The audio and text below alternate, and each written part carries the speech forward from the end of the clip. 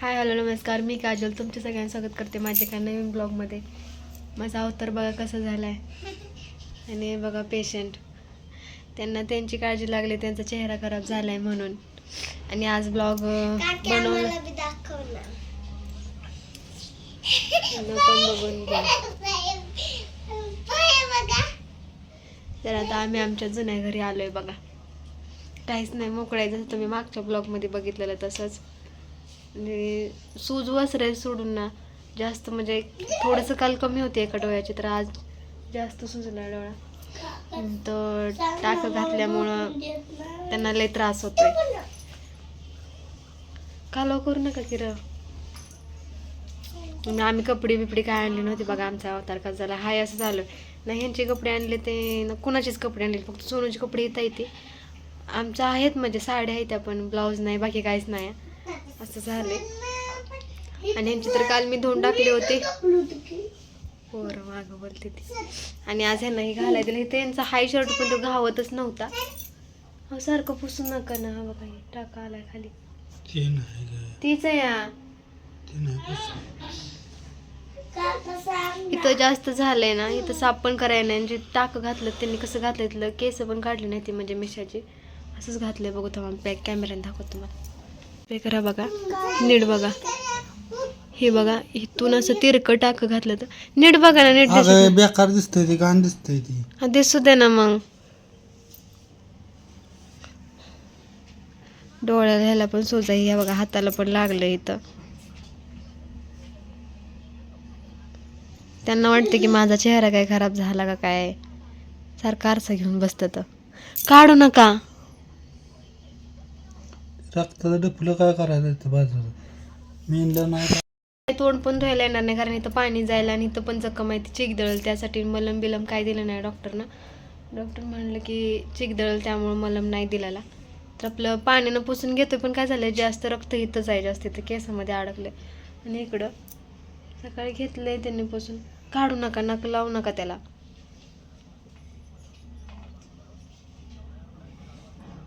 ऐकल तर खरं.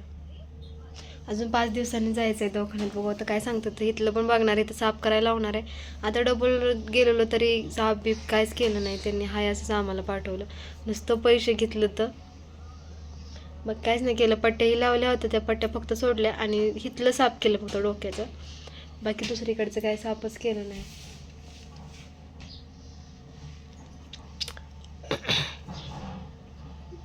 दोन दिवस आम्ही तिकडच्याच रूममध्ये झोपलेलो, पण नंतर ना आता सगळे आले ना, त्यामुळे तिकडच्या रूममध्ये काही जागा पुरत नव्हतो.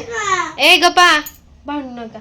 त्या पोरं एकत्र आले का नाही भांडणं सुरू होते. ते झोपायसाठी त्यांची भांडणं चालली ती बघा. मग रात्री आम्ही ह्या रूममध्ये झोपलो नाही, तर 2 दिवस त्याच रूममध्ये झोपत होतो. पण जाऊबाई आले, त्यामुळं तिथं जागाच पुरत नव्हती, त्यामुळे इकडं आलं झोपायला. ही साफी गेले, झाडून बिडून काढले, पण पुसलं नाही. तर बघा टी व्ही लावली आहे ना, तर इथंच टी व्ही बघत बसलोय. आता कामं बिमं झाली ते आमची, तर म्हणलं व्हायचं पडायचं. कारण सारखी पाहुणी बघायला का मग चहाही करावं लागतो सारखा सारखा. अहो लय पुसू नका. तर मागचा ब्लॉग बघून बऱ्याच जणांनी छान छान कमेंट केलं की त्यांना, दाजींना सांग हळू गाडी चालवा.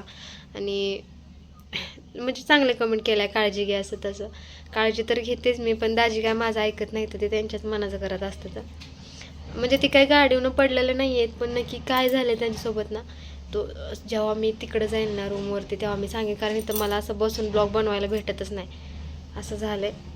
तिकडे गेल्यानं सांगेल की डिटेल्समध्ये कसं पडलं. गाडी तुम्हाला दाखवेलच मी, झालं बनेल तर मी ब्लॉग घ्यायला. गाडीला काहीसुद्धा झालं नाही, थोडासा असा कच पण उठला नाही. गाडी पडल्यास तर काहीतरी तुटलं फुटलं कस तरी उठला असता, पण तसं काहीच नाही झालं गाडीला. आणि हेच पडलं तर.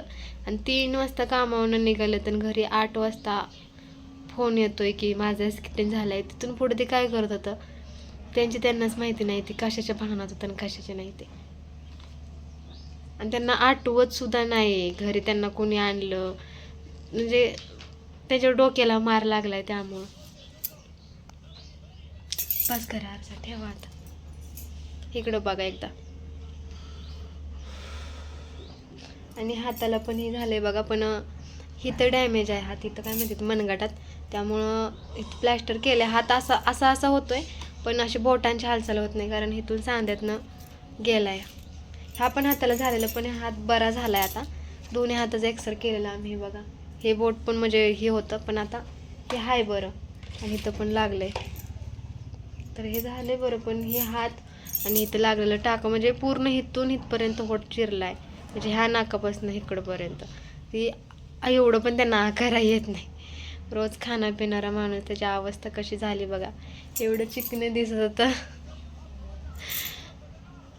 त्यांना त्यांच्या चेहऱ्याचं वाईट वाटतंय पण जाऊ देत. ते स्वतः इथं बरं आहेत ना, आमच्यात हसतात खेळतात नाही, हेच आमच्यासाठी महत्त्वाचं आहे. सोनूचं का मेकअप बघा. सोनू तर रडत होती तिचं पप्पाला जेव्हा तिनं बघितलं नाही तर अशी पूर्ण पट्टी लावलेली, इथं पट्टी लावलेली.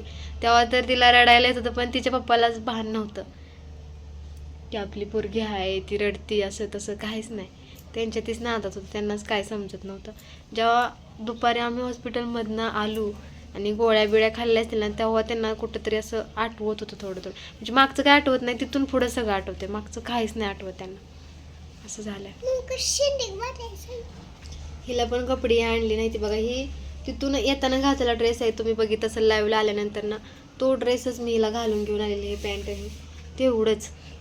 आणि इथं आहे ती पण तिला ती कपडे बसत नाही. तुम्हाला माहिती आहे मी तिकडे घेऊन गेले कपडे तिची मी सगळी. टिकली नाही, पावडर नाही, काहीच नाही. ही आम्ही ओरिजिनलमध्ये आलोय बघा आता. रिअल पावडर नाही काहीच नाही.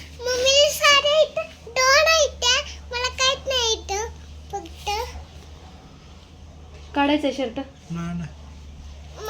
झोपा.